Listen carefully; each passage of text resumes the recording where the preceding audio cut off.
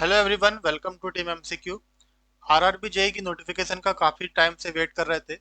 Finally ये notification out हो चुका है। टोटल 7,951 वैकेंसीज के लिए नोटिफिकेशन आउट हुआ है। इस वीडियो में डिस्कस करेंगे जो भी इंपॉर्टेंट इन्फॉर्मेशन है इस वैकेंसी से रिलेटेड, वो इस वीडियो में डिस्कस करेंगे।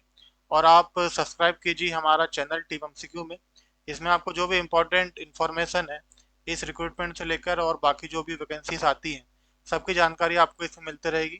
ठीक है। हमारा ऐप भी आप डाउनलोड कर सकते हैं प्ले स्टोर से, टीम एमसीक्यू एप्लीकेशन।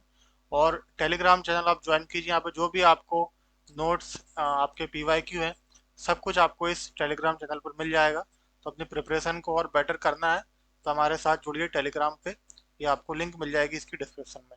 ठीक है। तो आरआरबी ने नोटिफिकेशन रिलीज किया था 27 जुलाई को। नोटिफिकेशन नंबर है CEN नंबर 03/2024।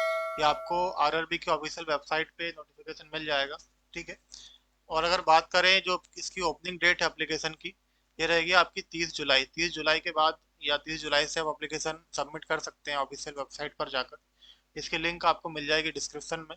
और जो क्लोजिंग डेट है एप्लीकेशन की, वो है 29 अगस्त। ठीक है। तो इसको डेट को ध्यान रखें आप, 30 जुलाई से लेकर 29 अगस्त, इसके बीच में आपको एप्लीकेशन सबमिट करना है ऑफिशियल वेबसाइट से। ठीक है। इसके अलावा जो नोटिफिकेशन विंडो है, ये आपकी लाइव रहेगी 30 अगस्त से लेके 8 सितंबर के बीच। ठीक है। तो अगर आपको कुछ मॉडिफिकेशन करना है अपनी एप्लीकेशन में, तो इस डेट के बीच में आप कर सकते हैं। ठीक है। आगे अगर एज लिमिट की बात करें तो जो यूआर के लिए एज लिमिट है वो है 18 to 36 ईयर। ठीक है। ये आपका यूआर के लिए है। और एज रिलैक्सेशन में आपको ओबीसी के लिए +3 ईयर और ST SC के लिए +5 ईयर का एज रिलैक्सेशन मिल जाएगा। ठीक है। टोटल वैकेंसीज में 7,951, इसमें डिफरेंट टाइप की पोस्ट की वैकेंसीज है। अगर अपन जेई की बात करें तो जेई में जो सिविल की जो वैकेंसीज है टोटल, वो है आपकी 3,145। देखो आरआरबी क्या करता है कि अलग अलग आपकी जोन्स की अलग अलग वैकेंसीज रिलीज करता है, और इन्हीं जोन्स में आपका एप्लीकेशन फिल करना होता है। ठीक है। तो आप किस जोन में क्या वैकेंसीज है आप देख सकते हैं, और अपने कन्वीनियंट के हिसाब से आप एक जोन से अप्लाई कर सकते हैं। ठीक है। इसमें इलेक्ट्रिकल की वैकेंसीज है 1438। ठीक है। जो यहाँ पे इलेक्ट्रिकल और मैकेनिकल की जो वैकेंसीज लिखी हुई है, इसमें अगर कुछ करेक्शंस है तो आपको हमारे टेलीग्राम चैनल पे मिल जाएगा।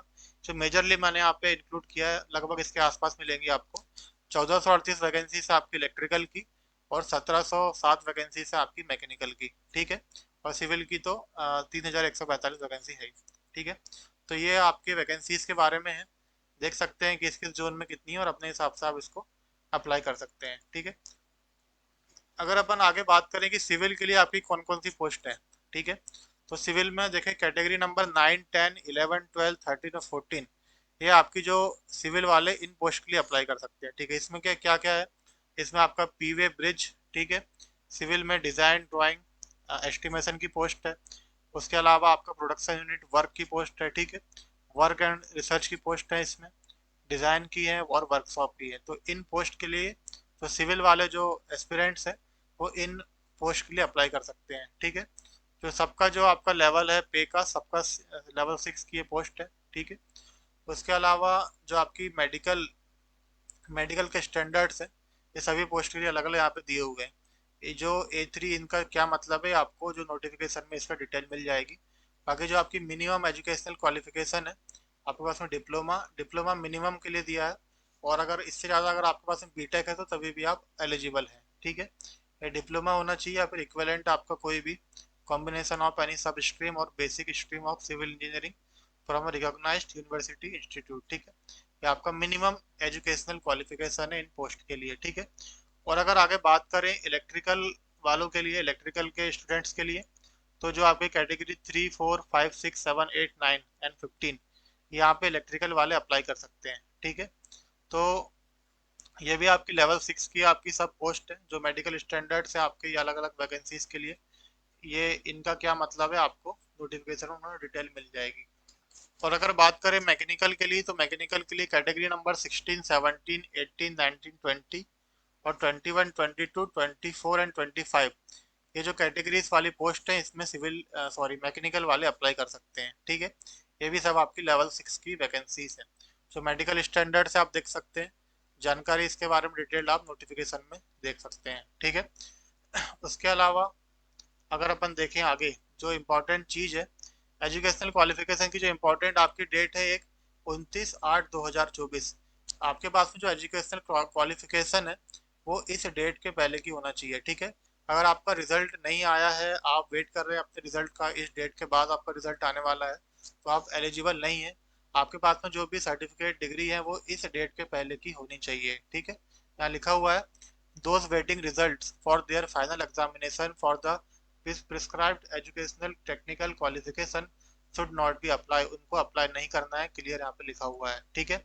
उसके अलावा अगर अपन देखें एग्जामिनेशन फीस के बारे में, तो जो आपका यूआर के कैंडिडेट हैं उनके लिए 500 रुपीज़ है, जिसमें से 400 रुपये आपके रिफंड हो जाएंगे। कब रिफंड होंगे? जब आप CBT 1 को अपियर करोगे। तो CBT 1 अपियर करोगे उसके बाद ही आपके ये जो अमाउंट है वो रिफंड होगा, ठीक है। उसके अलावा जो ST SC और अपने एक्स सर्विसमैन, फीमेल, ट्रांसजेंडर, ये जो सब आपकी कैटेगरीज है, इनके लिए जो एप्लीकेशन फीस है वो है 250 रुपये, 250 रुपीज़, और जो आपके पूरे रिफंड हो जाएंगे अगर आप CBT 1 को अपियर करते हैं तो, ठीक है। यहाँ लिखा हुआ है, only candidate who attends first stage CBT will get refund for their examination fee as mentioned above, ठीक है। ये 500 में से आपके 400 रिफंडेबल है और 250 में से आपके टोटल रिफंडेबल, ठीक है। इसमें से आपका जो डिडक्ट होने वाला है, कुछ बैंक के चार्जेस आपके डिडक्ट होंगे, बाकी आपका रिफंड हो जाएगा, ठीक है। अगर अपन आगे बात करें रिक्रूटमेंट प्रोसेस की, तो क्या प्रोसेस रहने वाली है इन वैकेंसीज में वो देख लेते हैं। देखो, जो एग्जाम्स होंगी आपकी दो स्टेज में होने वाली है, स्टेज 1 और स्टेज 2। जो आपका स्टेज 1 में CBT 1 होगा, ये सिर्फ आपकी स्क्रीनिंग एग्जाम है। इसका मतलब ये है कि जो आपकी लास्ट में फाइनल मेरिट लिस्ट आएगी उसमें इसके मार्क्स, CBT 1 के मार्क्स आपके ऐड नहीं होंगे, ठीक है।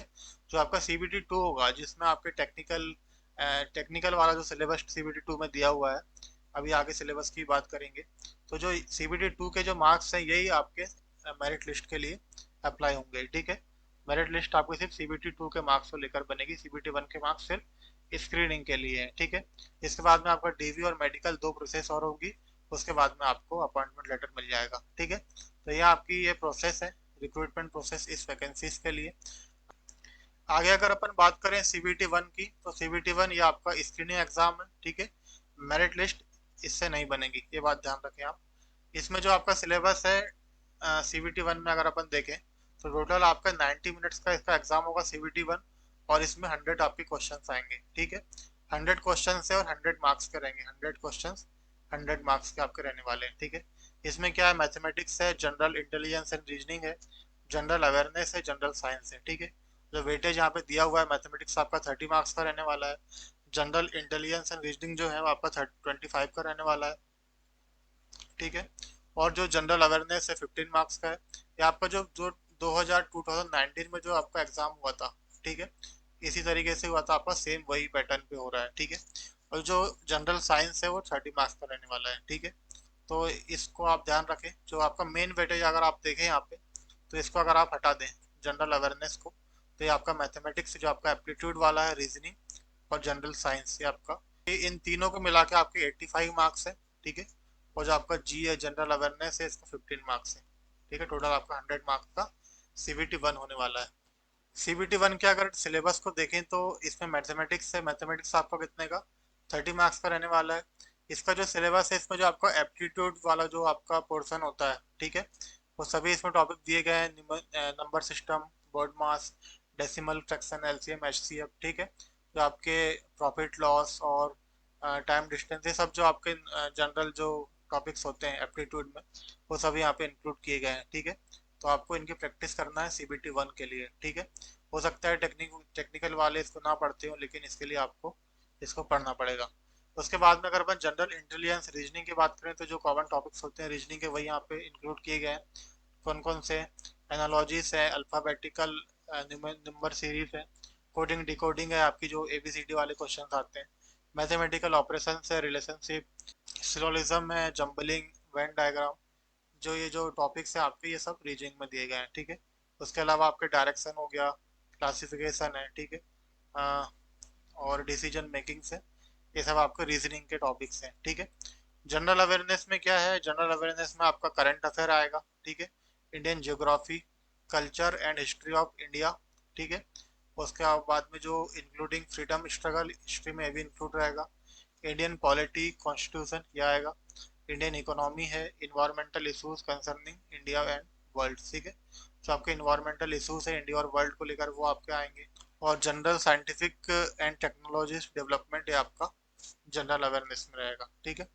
तो इसका जो वेटेज था 30 था, जनरल इंटेलिजेंस का इसका 25 आपका वेटेज रहने वाला है, जनरल अवेयरनेस का आपका है 15, और जनरल साइंस ये आपका 30 मार्क्स का रहने वाला है, ठीक है। जनरल साइंस में क्या है, इसमें फिजिक्स केमिस्ट्री कौन सी है, जो आपकी सीबीएसई टेंथ स्टैंडर्ड तक की आपकी फिजिक्स और केमिस्ट्री रहेगी, ठीक है। एंड लाइफ साइंस, ये तीनों रहेगा, physics chemistry and life science. तो ये जो आपका सिलेबस था वो था आपका सीबीटी वन का, ठीक है। सीबीटी वन वो आपका स्क्रीनिंग एग्जाम है, जो आपके सभी जितने भी आपकी पोस्ट हैं सभी के लिए आपका सेम एग्जाम सीबीटी वन होगा। इसके बाद अगर बात करें सीबीटी टू की, तो जो आपकी मेन एग्जामिनेशन है वो सीबीटी टू है। सीबीटी वन आपका ओनली स्क्रीनिंग के लिए है, सीबीटी टू से ही आपकी मेरिट लिस्ट बनने वाली है, और जो आपका टेक्निकल सिलेबस है वो भी सीबीटी टू में ही पूछा जाएगा। अगर अपन देखें तो ये 150 मार्क्स का आपका होने वाला है सीबीटी टू, ठीक है। और 120 मिनट इसमें आपको टाइम मिलेगा। तो आपको 2 घंटे में 150 क्वेश्चन करने होंगे सीबीटी टू में। इसका अगर सिलेबस देखें तो इसमें भी जनरल अवेयरनेस है, फिजिक्स केमिस्ट्री है, ठीक है। फिजिक्स केमिस्ट्री आपने देखा होगा सीबीटी वन में भी है, और जनरल अवेयरनेस आपका सीबीटी वन में भी है। तो एक चीज़ आपको यहाँ से समझ में आ सकती है कि कुछ आपके ऐसे कुछ टॉपिक है जो सीबीटी वन और सीबीटी टू दोनों में दिए गए हैं।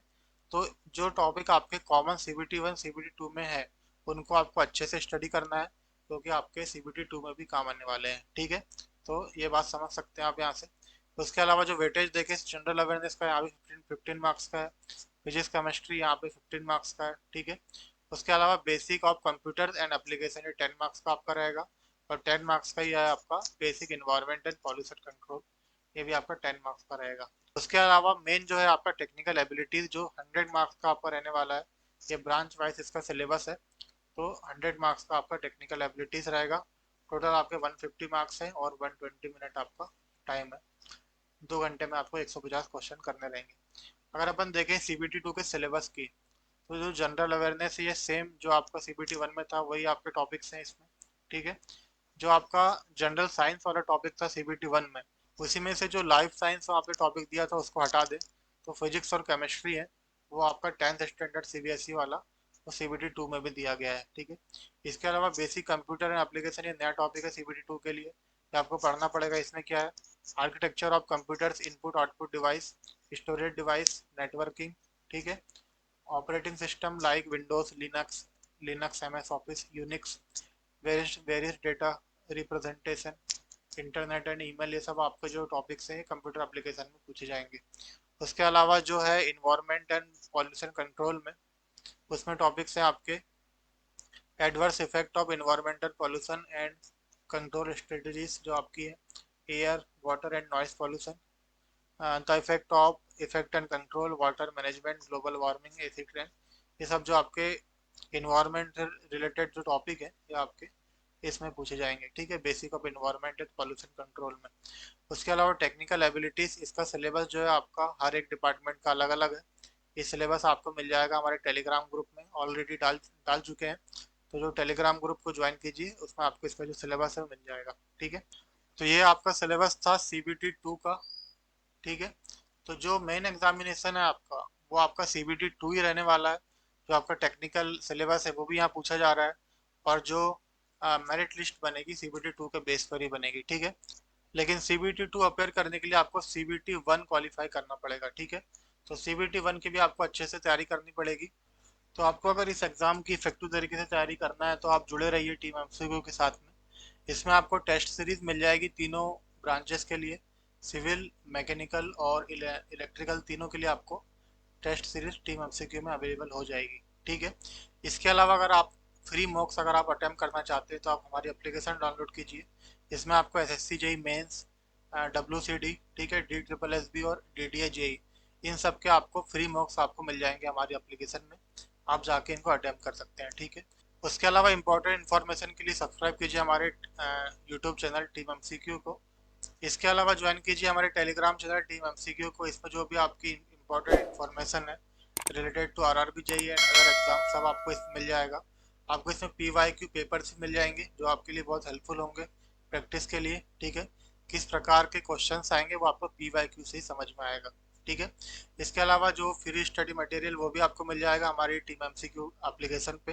साथ में जो जानकारी है आपको हमारे टेलीग्राम ऐप पे मिल जाएगी। ठीक है। तो जो ये हमारा टेलीग्राम चैनल है आरआरबी जेई, ये स्पेशल आरआरबी जेई के लिए है। बाकी जो टेलीग्राम चैनल्स हैं आपकी टीम एमसीक्यू के, उसको लिंक आपको मिल जाएगी डिस्क्रिप्शन में। ठीक है। तो बने रहिए हमारे साथ टीम एमसीक्यू में। तब तक के लिए टेक केयर और all the very best for RRB JE exam.